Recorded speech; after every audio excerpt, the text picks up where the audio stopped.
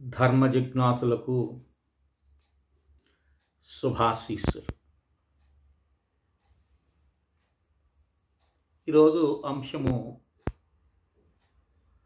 ఇది చాలా ముఖ్యమైనటువంటి అంశం. ఇది ఎందుకంటే గ్రహబాధలకు గురేటటువంటి వాడు ఎవరికి భక్తి భావం ఉండదో, ఎవరికి పరమాత్ముడి పట్ల విశ్వాసం ఉండదో, ఏదో యాంత్రికంగా భగవతారాధన చేసేటటువంటి వారికి ఇత్యాది వారికి అందరికి కూడా గ్రహాల యొక్క అనుకూలతను ప్రతికూలతను చూసి భయభ్రాంతులు అవుతుంటారు. ఇది సహజమే. గ్రహాలు వాటికై అవే సుఖదుఖాలను ఇచ్చేటటువంటి శక్తి సామర్థ్యములు వాటికి లేవు. అవి కొరియర్స్ ఉంటారు చూసావా, పూర్వజన్మంలో చేసినటువంటి కర్మ యొక్క ఫలితాలను మనకు అందించేటటువంటి ప్రయత్నం చేస్తుంటారు. వారి డ్యూటీ అంతే. కానీ మనం భయభ్రాంతులు చెందుతుంటాం. అరే వచ్చింది మన కర్మ ఫలితమే అనే స్పృహ ఉండదు. ఎప్పుడో ఆచరించేసినావు, ఏముందులే అని ఆచరించావు, కానీ ఇప్పుడు బాధపడుతుంటావు. అది నీ కర్మఫలమే అని గుర్తుంచుకోవాలి. కనుక గ్రహబలము, గృహబలము, దైవబలము అని 3 బలాలు ఉంటాయి. ఒకవేళ గ్రహబలంలో అలా ఇలా అయిందనుకోండి, గృహబలం బాగుంటే రక్షింపబడతారు. అది లేదు, దైవబలం ఉన్నిందనుకో ఇవన్నీ కొట్టుకుపోతాయి. కానీ ప్రతి ఒక్క గ్రహానికి శాంతి చేస్తాం మనం. ఇక్కడ శాంతి అంటే ఏంది? దాని ఉద్రిక్తత అనేది తగ్గుతుంది. అయ్యో వీడు బాధపడుతున్నారు అన్నీ ఒకేసారి కాకుండా కొద్ది కొద్దిగా వీడికి ఉపశమనం కలిగించే విధంగా చేస్తాము అని గ్రహాలు మనకు ప్రతికూల ఫలితాలు ఇస్తాయి. ఆ ప్రతికూల ఫలితం కూడా ఎక్కడి నుంచి వస్తుంది? భగవత్ అనుగ్రహంతోనే లభిస్తుంది. ఏమిరా వాడు నిన్ను అలా ఆరాధిస్తున్నాడు, ఒకవేళ పూర్వం చేసి ఉండొచ్చు కదా, వాడిని ఆ సమయం చూసి కొద్ది కొద్దిగా ఇవ్వచ్చు అని వాడిని చూడండి అని పరమాత్ముని యొక్క ఆజ్ఞతో అవి సంచరిస్తాయి. అందుకని గ్రహాలు చూసి అంత భయపడాల్సినటువంటి అవసరం లేదు. ఇక్కడ ముఖ్యంగా నేను చెప్పబోయేటటువంటిది, ఏ గ్రహానికి కూడా భయపడరు మానవుడు. ఒక్క శని అనంగానే బెంబేలెత్తిపోతారు. చూడండి, ఎప్పుడు గుడి మొహం చూడనటువంటి వ్యక్తి కూడా, ఎప్పుడు దేవుడికి దండం పెట్టినటువంటి వ్యక్తి కూడా, ఏమండి మీకు ఏళ్ళనాటి శని ప్రారంభమైంది, అర్ధాష్టమ శని ప్రారంభమైంది అని చెప్పామనుకోండి ఎవడైనా జాతకుడు, ఇక వీడు ఏ గుడిలో అయినా వీడి దర్శనమే ఉంటుంది. తిరుగుతూ ఉంటారు, ఏదేదో చేస్తూ ఉంటారు. కనుక అలాంటి శనిగ్రహుని యొక్క అనుగ్రహం, శని శాంత్యార్థం అనిగా నువ్వు సంకల్పం చేసుకున్నావా, ఇంకా ఒత్తేస్తాడు. శని నీకు అనుకూలమైన ఫలితాలు ఇస్తుంటాడు. దైవం పట్ల ప్రీతి జనిస్తుంది. నువ్వు గుడికి వెళ్ళావు, శనిగ్రహం పట్టుకుందని ప్రదక్షిణ చేస్తావు, నమస్కారం చేస్తావు, ఆ పుణ్యమంత నీకు పుణ్యాన్ని ఇస్తూ ఉంటాడు. పూర్వం నువ్వు చేసినటువంటి పాపాల యొక్క ఫలితాన్ని నీకు అందిస్తూ మహత్తరమైన పుణ్యాన్ని నీ చేత చేపించేటటువంటి గొప్ప గ్రహం ఏదైనా ఉందంటే అది శనిగ్రహమే. కనుక ఈరోజు నేను శనిగ్రహానికి సంబంధించి, ఇప్పుడు మనకు మార్చి వస్తుంది, ఉగాది వస్తుంది, గ్రహాల పరిస్థితులు మారుతాయి.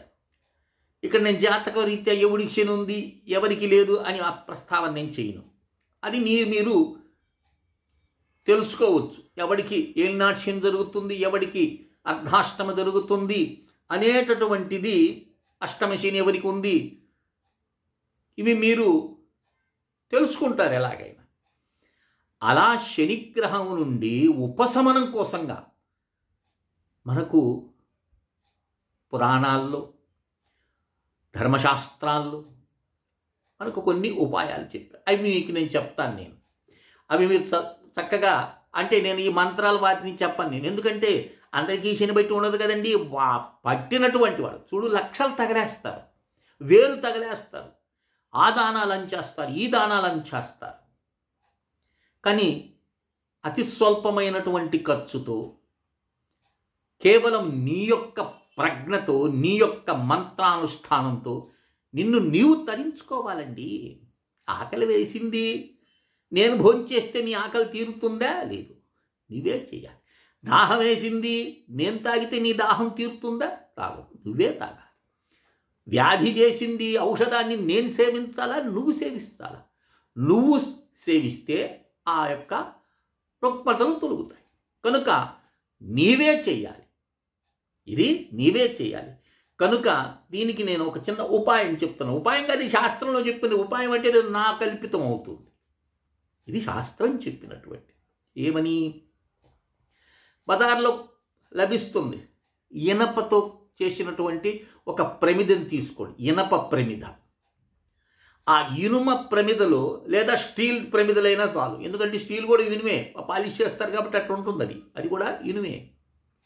దాంట్లో స్వచ్ఛమైనటువంటిది, ఫిల్టర్ కానిటువంటి, ఇప్పుడు చెప్తారు కదా రీఫైన్ చేసినటువంటి కాకుండా స్వచ్ఛమైనటువంటి జిగురుగా ఉండే ఆముదం ఉంటుంది, యాజ్ టీజ్గా ఉన్నటువంటిది. ఆ ఆముదం పోసి, ఆముదము ఆవు నెయ్యి రెండు కలిపిపోయేసి 3 రంగుల ఒత్తులు అమ్ముతారు, తెలుపు, నలుపు, ఎరుపు, దారంలాగా ఉంటుంది. అలాంటి ఒత్తులు తీసుకొని బాగా మందంగా తీసుకొని ఆ ఒత్తి వేసి వెలిగించి, ఇక్కడ నువ్వేం చేయాలి? పరమట దిక్కుగా కూర్చోవాలి. నీ ముఖము పరమట దిక్కుగా కూర్చోవాలి. సూర్యుడు అస్తమిస్తారు కదండి, ఆ దిక్కున కూర్చొని ఇదిని శనిని ఆవాహన చేయాలి. అంటే శనీశ్వరుణ్ణి పిలవాలి. ఇక్కడ ఇక ఇనప ప్రమిదన్నాం కదా, అది నువ్వులు పోయింది, ఒక నువ్వులు కొవ్వు పోయింది, ఒక పిడిగడు, వాటిని సదర పెట్టండి. ఆ నువ్వుల యొక్క కొవ్వ మీద ఈ ప్రమిదను, ఏది ఆవు నెయ్యి ఆముదం కలుపుకొని తయారు చేసుకున్నావు కదా, ఆను పెట్టి దీపం వెలిగించి శనిగ్రహాన్ని పిలవాలి. మీకు పెద్ద మంత్రం తెలిసింది, మీకు అందరికీ తెలిసినటువంటిది. నీలాంజన సమాభాసం రవిపుత్రం యమాగ్రజం ఛాయా మార్తాండ సంభూతం తం నమామి శనీశ్వరం అని ఓ నమస్కారం చేసుకొని ఆ శనీశ్వరుణ్ణి ఆవాహనగా పలకండి. ఆవాహన పలికేటప్పుడు ఈ బొటన వేళ్ళు 2 చిటికిన వేలు యొక్క 2వ భాగంలో ఇలా పెట్టి పిలిస్తే ఇది ఆవాహన ముద్ర. ఇది ఆవాహన ముద్ర. శనిని మనం ఆవాహన చేసిన తర్వాత ఇక్కడ 216 సార్లు ఆ దీపాన్ని చూస్తూ పరమట దిక్కుగా 216 సార్లు, 216 సార్లు ఒక మంత్రం ఉంది. క్షమించాలి, ఆ మంత్రాన్ని నేను చెప్పను, ఎందుకంటే ఇది ఎవరికైతే ఆ బాధలతో ఉన్నారో వారు చేసుకుంటారు. కనుక అలాంటి వారు నన్ను సంప్రదిస్తే 9966690246 కాల్ చేస్తే ఆ మంత్రాన్ని మీకు ఇస్తాను నేను. ఆ మంత్రాన్ని 216 సార్లు మీరు జపం చేయండి. ఇది ఏ రోజు చేయాలి? ప్రతి శనివారము.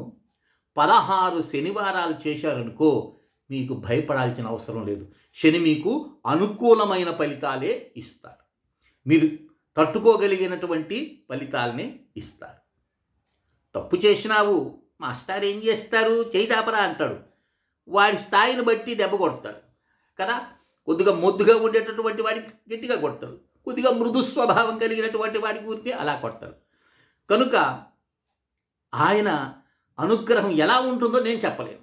నీ భక్తి, నీ శ్రద్ధను బట్టి ఆ ఫలితం అనేది వస్తుంది. కానీ ఎప్పుడు కూడా శనిగ్రహ శాంత్యార్థం అని మాత్రం సంకల్పం చేయకూడదు. శనిగ్రహ అనుగ్రహ సిద్ధ్యర్థం అనేటిది చేయాలి. ఇది ఒక ప్రక్రియ. ఈ మంత్రం కావాలని నంబర్ చెప్పాను కదా, ఈ మంత్రం కావాల్సినటువంటి చెప్తే శనివారం మీరు ప్రారంభం చేసి 16 శనివారాలు చేసుకోవచ్చు. ఇది ఏళ్ళనాటి శనివాళ్ళు, అష్టమ శనివాళ్ళు, అర్ధాష్టమ శనివాళ్ళు, ఈ శనిగ్రహ పీడితులు. ఇకపోతే పౌర్ణమి రెండవ ప్రయోగం. పౌర్ణమి వస్తుంది కదండి. ఇప్పుడు మనకు 12వ తారీఖు ఉంది, మాఘ పౌర్ణమి ఉంది. ఆ పౌర్ణమి రోజు వెన్నెల్లో ఆరుబయట ఏకాంతంగా, ఇది కొద్దిగా కష్టమే కానీ చేసావా అద్భుతమైన ఫలితాలు ఉంటాయి. వెన్నెల్లో 7 గంటలు కూర్చున్నాం అనుకోండి, చీకటి పడిపోతుంది. ఇప్పుడు ఆ వెన్నెల్లో కూర్చొని దేవీ ఖడ్గమాల ఉంది కదండి, ఆ దేవీ ఖడ్గమాలాన్ని, ఆ దేవీ ఖడ్గమాల 108 సార్లు కానీ పారాయణం చేసినావా, దక్షిణం ముఖంగా కూర్చొని, శని ఎంతటి భయంకరమైన శని బాధలైనా నీకు ఆ క్షణమే పూర్తిగా నశించిపోతాయి. అర్థమైందా? ఇక రెండవ ప్రయోగం ఇదేమిటి? దీన్ని ఒక నల్ల ఆవు కానీ లేదా తెల్ల ఆవునైనా సరే మీరేం చేయాలి, పచ్చిక అంటే గరిక, తోటకూర, వంకాయ, తౌడు, నల్ల ద్రాక్ష, నవధాన్యాలు అమ్ముతారు, వాటన్నిటిని రాత్రిపూట నానవేయండి. నానవేసిన తర్వాత ఆ మొత్తం ద్రవ్యాలన్నింటినీ కూడా శనిగ్రహానికి మనసులో భావన చేసి శనివారం నాడు ఈ నల్ల తెల్ల ఆవుకి తినిపించారనుకో. ఇలా 8 శనివారాలు చేయాలి, శాంతిస్తుంది. ఏదో యూట్యూబ్లో చెప్తుంటారు కదండి, అది చేయండి ఇది చేయండి అది చేయండి, అలాంటివి చెప్తలా. శాస్త్రంలో ఉన్నటువంటి విషయాన్ని మాత్రమే మీకు నేను తెలియచేస్తున్నా. ఈ ప్రయోగాలు చేసినామనుకో, చేసిన తర్వాత ఆ గోమాతకు 3 ప్రదక్షిణలు చేయాలి. ఎన్ని? 3 ప్రదక్షిణలు చేయాలి. ఆ ప్రదక్షిణ చేసేటప్పుడు ఆ మంత్రం మీరు రాసుకోండి. ఓం దేవలోక సురభి నమః, ఓం దేవలోక సురభి నమః అని అనుకుంటూ 3 ప్రదక్షిణాలు చేసి గోవు యొక్క కుడి చెవులో, అమ్మా తల్లి నా శనిగ్రహ బాధలను ఉపశమనింప చేయి తల్లి అని నీ మనసులో భావాన్ని కుడి చెవులో చెప్పుకున్నావా, 8 వారాల్లో నీకు ఉపశమనం లభిస్తుంది. ఇప్పుడు ఈ ప్రయోగాలన్నింటినీ మీరు చేయండి. కానీ 216 సార్లు పశ్చిమ దిశగా కూర్చొని జపం చేసేటటువంటి మంత్రం ఒక్కటే మీకు నేను చెప్పలా. ఎందుకంటే అది రహస్యం, అది చాలా అద్భుతమైనటువంటి రహస్యం. ఇలా చేసినావనుకో 16 శనివారాలు నువ్వు ఇంకొకటి శనిగ్రహాన్ని అనుగ్రహం కోసంగా నువ్వు చేసేటటువంటి ఈ మంత్రానుష్ఠానం వల్ల నీకు అన్ని అనుకూలమైనటువంటి ఫలితాలు లభిస్తాయి. కనుక చక్కగా ఈ విషయాన్ని గ్రహించి శని బాధను నివృత్తికై ఈ చెప్పినటువంటి విధానాలని మీరు ప్రయాణం చేసుకొని ఆనందంగా గడపండి. మీకు ఇంకేదైనా సందేహాలు ఉంటే 9966690246 కాల్ చేస్తే మీకు విషయాలు తెలియచేస్తారు. అందరూ కూడా సుఖశాంతులతో వర్ధిల్లాలని ఆశిస్తూ శ్రీ విద్యోపాసకులు శ్రీమండే లక్ష్మీ నరసింహారావు లోకా సమస్తా సుఖినో భవంతు. ఓం తత్సత్, ఓం తత్సత్, ఓం తత్సత్.